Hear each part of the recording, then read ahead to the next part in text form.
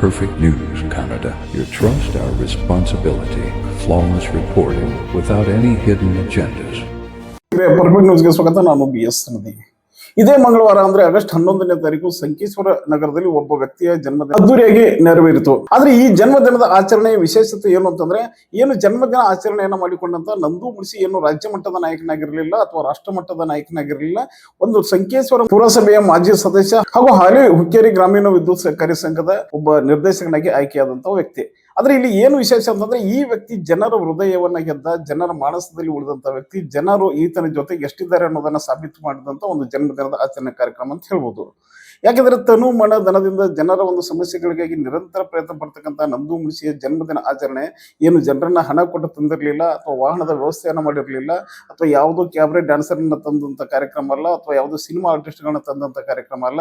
ಕೇವಲ ನಂದು ಮುಳಿಸಿಯ ಮೇಲೆ ಅಭಿಮಾನ ಇಟ್ಟಂತ ಸಾವಿರಾರು ಜನ ಇವತ್ತು ಈತನ ಜನ್ಮದಿನ ಆಚರಣೆಗೆ ಬಂದಂತ ಒಂದು ವೈಭವವನ್ನು ನೋಡಿದ್ರೆ ಖಂಡಿತವಾಗಿಯೂ ಹುಕ್ಕೇರಿ ವಿಧಾನಸಭಾ ಮತಕ್ಷೇತ್ರದ ಜನಪ್ರಿಯ ನಾಯಕರಲ್ಲಿ ಒಬ್ಬ ಅಂತ ನಾವು ಖಡಾಖಂಡಿತವಾಗಿ ಹೇಳ್ಬಹುದು. ಯಾಕೆಂದ್ರೆ ಈ ವ್ಯಕ್ತಿಯ ಒಂದು ಜನ್ಮದಿನದ ಆಚರಣೆಯ ಸಂಭ್ರಮವನ್ನು ಅಭಿಮಾನಿಗಳು ಸೇರಿ ಮಾಡಿದಂತ ಒಂದು ಕಾರ್ಯಕ್ರಮ ಆಗಿತ್ತು.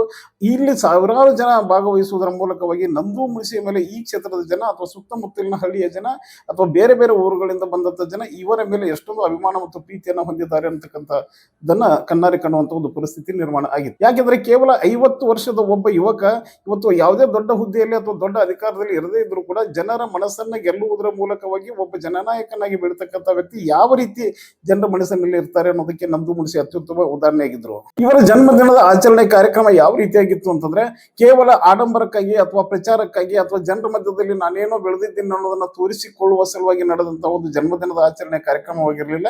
ಅತ್ಯಂತ ಅರ್ಥಪೂರ್ಣವಾಗಿ ಸಮಾಜಮುಖಿ ಕಾರ್ಯಗಳನ್ನ ಮಾಡುವುದರ ಮೂಲಕವಾಗಿ ನಂದು ಮುಳಿಸಿಯ ಜನ್ಮದಿನಾಚರಣೆಯನ್ನು ಅವರ ಅಭಿಮಾನಿಗಳು ಮತ್ತು ಸ್ನೇಹಿತರ ಬಳಗ ಹಮ್ಮಿಕೊಂಡಿತ್ತು.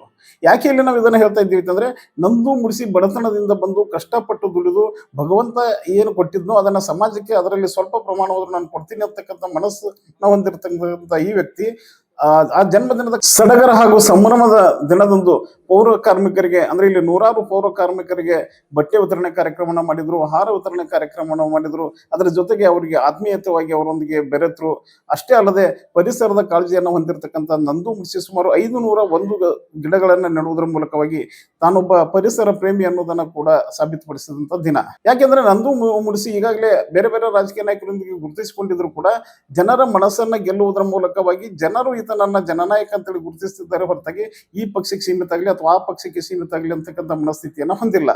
ಯಾಕಂದ್ರೆ ನಾನು ಈಗಾಗಲೇ ಹೇಳಿದಂತೆ ಬಡತನ ಅಂದ್ರೆ ಏನು, ಕಷ್ಟ ಅಂದ್ರೆ ಏನು, ನೋವು ಅಂದ್ರೆ ಏನು, ತಾನು ಸೋತಾಗ ಯಾವ ರೀತಿಯಾಗಿ ನನ್ನ ಜನರು ಕೈ ಹಿಡಿದು ಬೆಳೆಸಿದ್ರು ಅನ್ನೋದನ್ನ ಮರೆತಿಲ್ಲ. ಹೀಗಾಗಿ ಜನರು ತನಗೆ ಯಾವ ರೀತಿಯಾಗಿ ಪ್ರೀತಿಯನ್ನು ಕೊಟ್ಟಿದ್ದಾರೋ ಆ ಪ್ರೀತಿಯನ್ನ ಅವರಿಗೆ ಮರಳಿ ಋಣ ಸಂದಾಯ ಮಾಡ್ತಕ್ಕಂಥ ಜವಾಬ್ದಾರಿ ನನ್ನ ಹೆಗಲ ಮೇಲಿದೆ ಅನ್ನೋ ನಿಟ್ಟಿನಲ್ಲಿ ಸಮಾಜಮುಖಿ ಕಾರ್ಯಗಳನ್ನ ಮಾಡುವುದರ ಮೂಲಕವಾಗಿ ಇವತ್ತು ಈ ಭಾಗದಲ್ಲಿ ಜನರ ಮನಸ್ಸಿನಲ್ಲಿ ಉಳಿದಿದ್ದಾರೆ ಅಂತ ಹೇಳ್ಬಹುದು. ಯಾಕಂದ್ರೆ ಸಂಕೇಶ್ವರ ನಗರದಲ್ಲಿ ನಂದು ಮುಳಿಸಿಯನ್ನ ಮೀರಿಸುವಂತ ನೂರಾರು ಜನ ಶ್ರೀಮಂತರಿದ್ರು ಕೂಡ ಇವತ್ತು ಕೂಡ ಅವರು ಜನರ ಮಧ್ಯದಲ್ಲಿ ಜನ್ಮದಿನವನ್ನ ಆಚರಣೆ ಮಾಡಿಕೊಳ್ಳಲಿಲ್ಲ.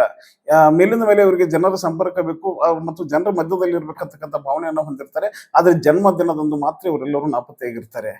ಯಾಕೆ ಈ ಮಾತನ್ನ ಹೇಳ್ತಾ ಇದ್ದೀನಿ ಅಂತಂದ್ರೆ, ಜನರ ಮಧ್ಯದಲ್ಲಿದ್ದು ಜನಸೇವೆಯನ್ನ ಮಾಡುವುದರ ಮೂಲಕ ಜನನಾಯಕನಾಗಿ ಬೆಳಿಬೇಕಂತಕ್ಕಂಥ ಕನಸು ಕಂಡಂತ ವ್ಯಕ್ತಿಗಳು ನಿಜವಾಗಿಯೂ ತಮ್ಮ ಜನ್ಮದಿನವನ್ನ ಜನರ ಮಧ್ಯದಲ್ಲಿ ಇದ್ದುಕೊಂಡು ಆಚರಣೆ ಮಾಡುವುದರ ಮೂಲಕವಾಗಿ ಅವ್ರಿಗೆ ಏನಾದರೂ ಒಂದು ಅನ್ನ ಸಂತರ್ಪಣೆ ಕಾರ್ಯಕ್ರಮವನ್ನು ಮಾಡುವುದಾಗ್ಲಿ, ಅಥವಾ ಬಡ ಬಗ್ಗರ ಬಗ್ಗೆ ಒಂದು ಕಾಳಜಿಯನ್ನು ಮಾಡುವುದರ ಮೂಲಕವಾಗಲಿ, ಅಥವಾ ನೊಂದವರಿಗೆ ತನ್ನ ಕೈಲಿಂದಾದಷ್ಟು ಸಹಾಯ ಸಹಕಾರವನ್ನು ನೀಡುವುದರ ಮೂಲಕ ಅರ್ಥಪೂರ್ಣ ಜನ್ಮದಿನ ಆಚರಣೆ ಮಾಡಿಕೊಂಡರೆ ಮಾತ್ರ ಇವರು ಖಂಡಿತವಾಗಿ ಜನನಾಯಕರಾಗಿರ್ತಾರೆ. ಇವರಿಗೆ ಹಣದಲ್ಲಿ ಶ್ರೀಮಂತಿಕೆ ಇರಬಹುದು, ಆದ್ರೆ ಗುಣತನದಲ್ಲಿ ಬಡತನ ಬಂದಿದೆ. ಹೀಗಾಗಿ ಏನು ಮಾಡೋದಕ್ಕೆ ಆಗೋದಿಲ್ಲ ಅಂತ ಇಲ್ಲಿ ನಾವು ಸ್ಪಷ್ಟವಾಗಿ ಹೇಳ್ತಾ ಇದ್ದೀವಿ. ಯಾಕಂದ್ರೆ ಎಲ್ಲರೂ ಅದ್ದೂರಿಯಾಗಿ ಜನ್ಮದಿನ ಆಚರಣೆ ಮಾಡಿಕೊಳ್ಳಿ ಅಂತ ನಾವು ಈ ಮಾತನ್ನ ಹೇಳ್ತಾ ಇಲ್ಲ. ಆದ್ರೆ ಜನರ ಮಧ್ಯದಲ್ಲಿ ಇದ್ದುಕೊಂಡು ಜನಸೇವೆಯನ್ನ ಮಾಡ್ಬೇಕಂತೇಳಿ ಏನ್ ತಾವು ಬಂದಿರ್ತೀರಿ, ತಮ್ಮ ಜನ್ಮದಿನವನ್ನ ಅರ್ಥಪೂರ್ಣವಾಗಿ ಆಚರಿಸಿಕೊಂಡು ಬೇರೆ ಇವರಿಗೂ ಒಂದು ಮಾದರಿಯಾಗಲಿ ಅಂತಕ್ಕಂಥ ಭಾವನೆಯಿಂದ ನಾ ಈ ಮಾತನ್ನ ಹೇಳ್ತಾ ಇದ್ದೀನಿ. ಇಲ್ಲಿ ಇನ್ನೊಂದು ರೀತಿ ನಾವು ಹೇಳ್ಬೇಕು ಅಂತಂದ್ರೆ, ಬಹುಶಃ ನಾವು ಕೂಡ ನಿರೀಕ್ಷೆ ಮಾಡಿರ್ಲಿಲ್ಲ ನಂದು ಮುಳಿಸಿ ಇಷ್ಟೊಂದು ಅಭಿಮಾನಿಗಳನ್ನ ಅಥವಾ ಜನರನ್ನ ಹೊಂದಿದ್ದಾರೆ ಅಂತಕ್ಕಂಥದ್ದನ್ನ.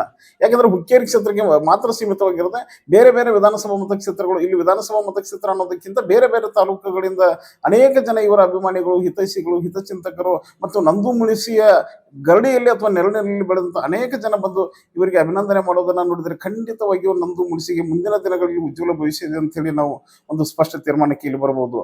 ಯಾಕೆ ನಂದು ಮುಳಿಸಿಗೆ ಇಷ್ಟೊಂದು ಜನ ಅಂತಂದ್ರೆ, ಈಗಾಗಲೇ ನಾನು ಹೇಳಿದೆ, ಒಂದು ಕಾಯಕದಲ್ಲಿ ಕರ್ತವ್ಯವನ್ನು ಮರೆಯಲಿಲ್ಲ, ಕರ್ತವ್ಯ ಮಾಡುವ ಸಂದರ್ಭದಲ್ಲಿ ಜನರನ್ನು ಮರೆಯಲಿಲ್ಲ, ಜನರ ಮಧ್ಯದಲ್ಲಿ ಬೆಳೆದಾಗ ತನ್ನ ಕಷ್ಟ ಕಾಲದ ದಿನಗಳನ್ನು ಮರೆಯಲಿಲ್ಲ. ಹೀಗಾಗಿ ಅವೆಲ್ಲವನ್ನು ಕೂಡ ನೆನಪಿಸಿಕೊಂಡು ನಂದು ಮುಡಿಸಿ ಸಮಾಜಮುಖಿಯಾಗಿ ಕೆಲಸವನ್ನ ಮಾಡುವುದರ ಮೂಲಕವಾಗಿ ಆ ಭಗವಂತನ ಆಶೀರ್ವಾದ ಕೂಡ ಇವರ ಮೇಲಿದೆ ಅಂತ ಹೇಳ್ಬೋದು. ಇನ್ನು ಮುಂದಾದರೂ ಕೂಡ ಈ ಭಾಗದ ಅನೇಕ ರಾಜಕೀಯ ಮುಖಂಡರು ಕೇವಲ ನಾವು ರಾಜಕಾರಣದಲ್ಲಿ ಇದ್ದೀವಿ ಅನ್ನೋದನ್ನ ತೋರಿಸಿಕೊಳ್ಳುವುದರ ಮೂಲಕ ಅಥವಾ ಬೇರೆ ಬೇರೆ ಕಾರ್ಯಕ್ರಮಗಳಲ್ಲಿ ವೇದಿಕೆ ಮೇಲೆ ಕುಳಿತುಕೊಳ್ಳುವುದರಿಂದ ಏನು ಪ್ರಯೋಜನ ಆಗೋದಿಲ್ಲ. ತಮ್ಮ ಜನ್ಮ ದಿನಾಚರಣೆಗಳ ಮುಂದಿನ ದಿನಗಳಲ್ಲಿ ಅರ್ಥಪೂರ್ಣವಾಗಿ ಆಚರಿಸಿಕೊಳ್ಳುವುದರ ಮೂಲಕವಾಗಿ ಜನರ ಸೇವೆಯನ್ನ ಮಾಡಲಿ, ಜನರ ನೋವುಗಳಿಗೆ ಸ್ಪಂದಿಸಲಿ, ಬಡವರ ಬಗ್ಗೆ, ದಲಿತರ ಬಗ್ಗೆ, ಹಿಂದುಳಿದವರ ಬಗ್ಗೆ, ಸಮಾಜದಲ್ಲಿ ನೊಂದವರ ಬಗ್ಗೆ ಕಾಳಜಿಯನ್ನು ಹೊಂದುವುದರ ಮೂಲಕವಾಗಿ ನಾವು ಮುಂದಿನ ದಿನಗಳಲ್ಲಿ ನಮ್ಮ ಜನ್ಮ ದಿನಾಚರಣೆಯನ್ನು ಕೂಡ ನಾವು ಅರ್ಥಪೂರ್ಣವಾಗಿ ಆಚರಣೆ ಮಾಡುವುದರ ಮೂಲಕವಾಗಿ ಸಮಾಜದ ನೆರವಿಗೆ ಬರ್ತೀವಿ ಅಂತಕ್ಕಂಥ ಭಾವನೆಯನ್ನು ಇಟ್ಕೊಳ್ಳಿ ಅಂತ ಹೇಳ್ತಾ, ನಂದು ಮುಡಿಸಿಗೆ ಭಗವಂತ ಇನ್ನೂ ಹೆಚ್ಚಿನ ಶಕ್ತಿಯನ್ನು ಕೊಡೋದ್ರ ಮೂಲಕ ಅವರಿಂದ ಹೆಚ್ಚಿನ ಸಮಾಜ ಸೇವೆ ಸಿಗಲಿ ಅಂತೇಳಿ ಆಶಿಸ್ತಾ ಈ ವಿಡಿಯೋನಲ್ಲಿ ಮುಗಿಸ್ತಿದ್ವಿ. ಭಗವಂತ ತಮ್ಮೆಲ್ಲರಿಗೂ ಒಳ್ಳೆಯದನ್ನ ಮಾಡಲಿ.